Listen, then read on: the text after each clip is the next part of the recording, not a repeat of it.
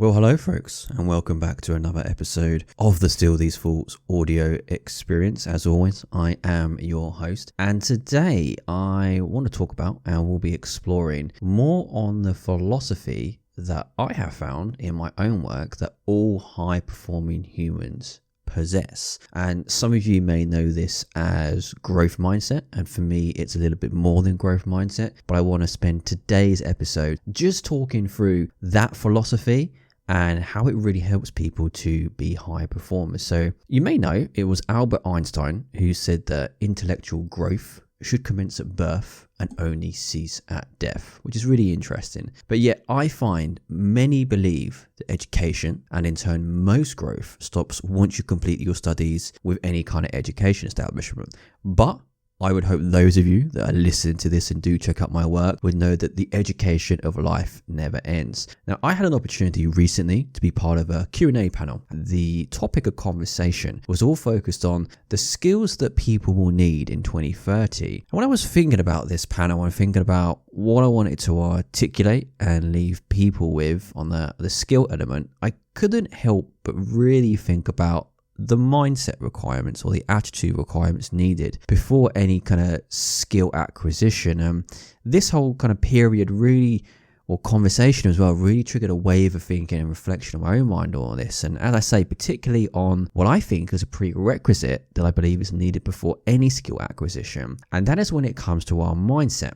And in particular for me, I think a growth mindset is the essential trait for lifelong development that I've seen in so many high performers I've had the privilege to get to know and work with over the last 15 years. And regardless of who it is in organizations, outside organizations, people I've researched who I may not know personally, all of their success seems to have come down to that philosophy of continually looking to grow, being open to development, and having a real curious mind. Now, you've probably heard the word growth mindset thrown around a million times on social media like it's some kind of secret weapon that you have to join a cult to actually gain access to. But don't worry, because none of that is required, and you won't have to go through any of those annoying memes or very confusing images that you sometimes see talking about growth mindset on social media. So look, how about we unpack a little bit of growth mindset and what this actually means. Now, as I say, if you Google the words growth mindset, you'll be met with an abundance of images and articles, all sharing variations of this idea. But on my own research,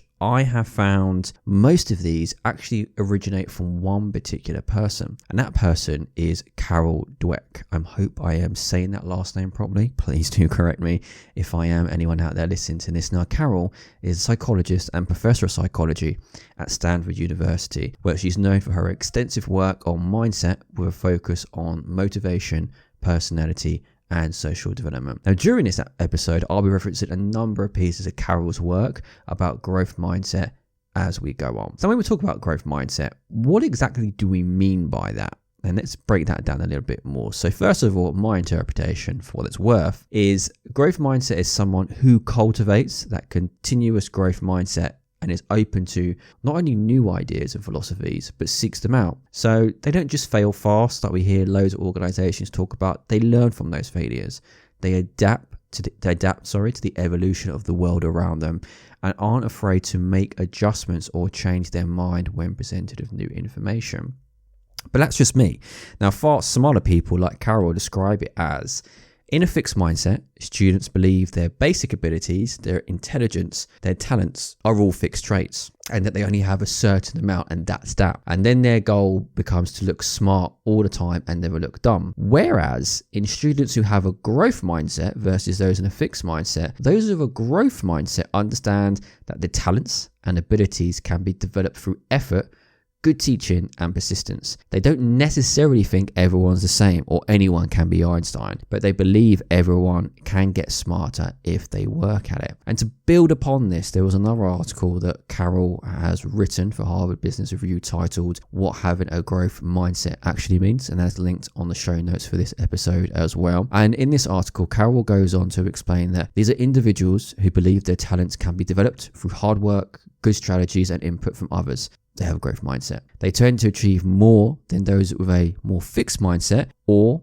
we can say those who believe that talents are innate gifts. This is because people with a growth mindset worry less about looking smart and they put more energy into learning. So essentially, if we wrap that all up, a growth mindset is one of believing that you are not fixed. You don't have to stay the way you already are. Growth is always possible. And with application, you can always learn and change. Now, something really important to note here is that don't confuse this with the blue sky thinking of, oh, you can be whatever you want to be. The philosophy of a growth mindset is more grounded in the reality of reaching your own potential and what you can do, and not saying, I want to be just like so-and-so or that person over there, because then you potentially might be focusing on that kind of more like, I can be whatever I want to be in lofty expectations, when in reality the growth mindset and that philosophy is all about your own potential and how do you reach that and what are the things that you can do to that. So why is all of this all important? And again, for me, going back to my earlier point,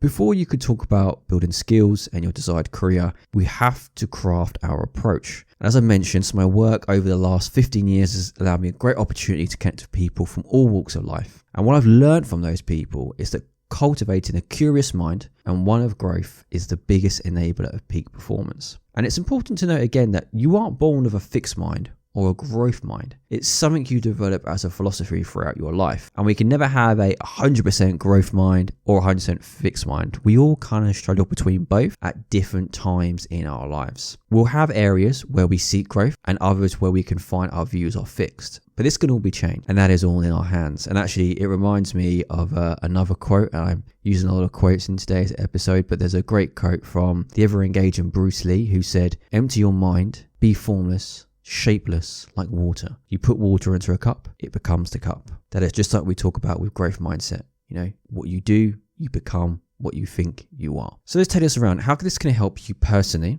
And if you're from a learning development team or workplace learning team, how can this help you, your team, and the organization? So saying this, you've probably figured out the answer to all of this already from what I've shared. Now, usually what I love to do is to share lots of data and figures to illustrate all of my thoughts. But actually, in my research so far, and of course this is always a continual thing, so it will change, I've not found a lot of hard data that objectively, and that's the key word there, objectively analyzes the effect of a growth mindset, whether positive or negative. I tend to believe on occasions, though, that not everything that matters can be measured. Now, from what we know around neuroscience, how the brain works, how we work as humans overall, and we can see in high-performing individuals, the philosophy of growth mindset, it does sound like an approach that would enable continuous growth for many of us, and we can see that out in the fields that we work in. And as I've already said, in my own experiences, the high performers that I continually come across in life and the work environment all display this approach in some way. So it's one I try to cultivate in my own life. It's one I try to share and promote to others as a way of looking at continual skill building, continual career evolution, and navigating the everyday elements of life. Now, of course, mindset alone will not bring you success in everything. We must also have the desire to do many things and the discipline to achieve them.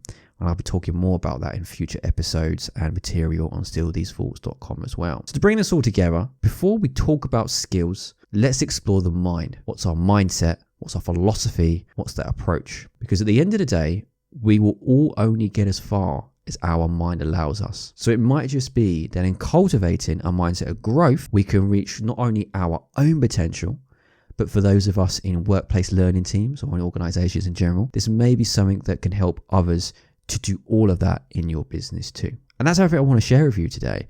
So I hope that has been of value. You will find links to all of the articles that I have spoken about here, and also a link to a blog post that I've written in more detail around growth mindset too, all in the show notes as part of this episode. And as I say, as always, these are just my thoughts from my own experiences and the work I do. I'd love to hear your own thoughts on this. How have you used this philosophy in your own work? Are there any counter thoughts to this that you can kind of bring to my attention? Any things that I've missed? I'd love to hear all of that. And you can do that by reaching out to me on my social media or signing up to my weekly newsletter at stillthesethoughts.com, and you can interact with me there too. So I'll leave it at that. And as always, I hope it has been of value. Please check out my blog at stillthesethoughts.com. If you're not part of the newsletter community, I'd love to have you as part of that. Whereas every Tuesday, I share a short newsletter, sometimes it's longer, with my kind of audience in terms of all the things I'm working on right now, some of the ideas, sharing those, working them through, and looking to learn from others as well. So that sounds like your cup of tea. Definitely sign up to that. And as always, thank you for taking the time to listen to me in this episode, and I will catch you in the next one, my friends.